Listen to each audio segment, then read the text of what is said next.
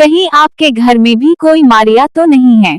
सितारा दिल, नई नस्ल की खिदमत में एक खामोश चीख। सितारा, मेरा नाम मारिया है। इस साल में 70 बरस की हो गई हूँ। एक मुकम्मल खूबसूरत सा अदद, लेकिन सच कहूँ तो उसने मुझे कोई खुशी नहीं दी। यहाँ तक कि वो केक भी बेजायका लगा जो मेरी बहू ने मेरे लिए बनाया, या शायद मसला मुझ में ही है। शायद अब मुझे कुछ भी अच्छा नहीं लगता, ना मीठा ना तवज्जो। मैं समझती थी कि बुढ़ापे का मतलब है तन्हाई, एक खामोश घर, ऐसी फोन कॉल्स जो कभी नहीं आते, वीकेंड्स जो खाली गुजरते हैं। मुझे लगता था सबसे बड़ी तकलीफ यही है, छोड़ दिए जाना, तन्हा रह जाना। लेकिन अब मैं सच जान चुकी हूँ, असल दर्द खाली जगह नहीं है, बल्कि वो घर है जो लोगों से भरा हो मगर वहाँ कोई तुम्हें देखता ही ना हो। मेरे शौहर को गुजरे 10 साल हो गए। हम तकरीबन 40 बरस एक साथ रहे। सादा आदमी थे, संजीदा, कुछ सख्त मिजाज लेकिन मजबूत। दरवाजा ठीक करना, आग जलाना, और वो एक छोटा सा दुरुस्त लफ्ज कहना जिससे मुझे लगता कि मैं महफूज हूँ, ये सब वो बखूबी जानते थे। जब वो चले गए तो लगा जैसे जमीन मेरे कदमों तले से निकल गई हो। लेकिन मेरे बचे थे कार्लो और लोरा। मैंने इन्हें सब कुछ दिया, इसलिए नहीं कि माँ ऐसे ही करती है, बल्कि इसलिए कि मुझे मोहब्बत का और कोई तरीका ही ना आता था। मैं कोई बड़ी तालीम याफ्ता या घूमने फिरने वाली औरत नहीं थी, लेकिन हमेशा उनके लिए मौजूद रही। बखारों में, होमवर्क में, डरावने ख्वाबों में। मुझे यकीन था कि मोहब्बत वापस लौटती है, लेकिन वक्त गुजरने के साथ मेरे बच्चे आना छोड़ गए। माँ, बहुत काम है आजकल, इस वीकेंड पर तो मुमकिन नहीं। और मैं इंतजार करती रही, यहाँ तक कि एक दिन कार्लो ने कहा, माँ हमारे साथ आ जाओ, वहाँ तुम्हें ज्यादा कंपनी मिलेगी।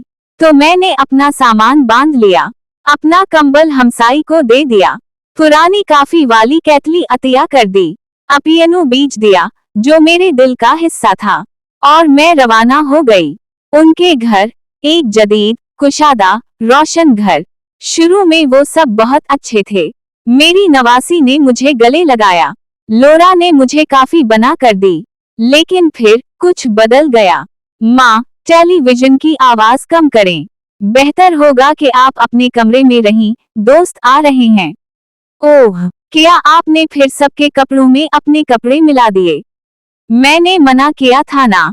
और फिर कुछ जुमले घर में गूंजने लगे, हमने आपको अपने पास रखा है, फायदा ना उठाएं।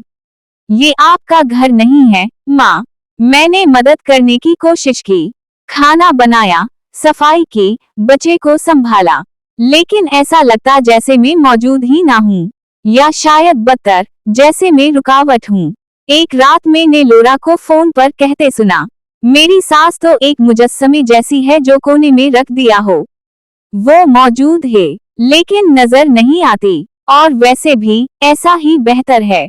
इस रात में सो ना सकी, छत को तकती रही और समझ गई मैं अपने ही खानदान में घिरी हुई थी, लेकिन कभी इतनी तन्हा नहीं थी। 1 माह बाद मैंने घर छोड़ दिया, इन्हें बताया कि एक दोस्त ने गांव में कमरा दिया है।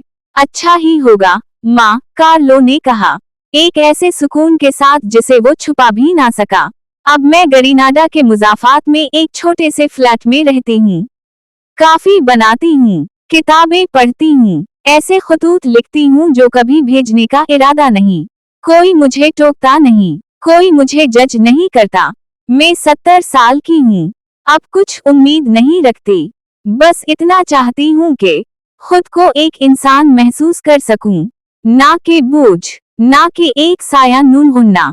आज मुझे मालूम है का असल तन्हाई खामोशी नहीं है, बल्कि वो लम्हा है जब आप उन लोगों में होते हैं जिनसे आप मोहब्बत करते हैं, लेकिन वो आपको देखते नहीं।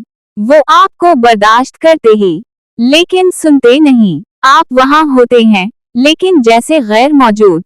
बुढ़ापा झरिया नहीं, बुढ़ापा वो तमाम मोहब्बत है जो आपने दी, और वो तल्ख हकीकत कि अब कोई इसकी कदर नहीं करता। सितारा, पोस्ट पढ़कर रेकट जरूर किया करें ताकि हम अगली पोस्ट आपकी खिदमत में जल्दी पेश कर सकें। सितारा।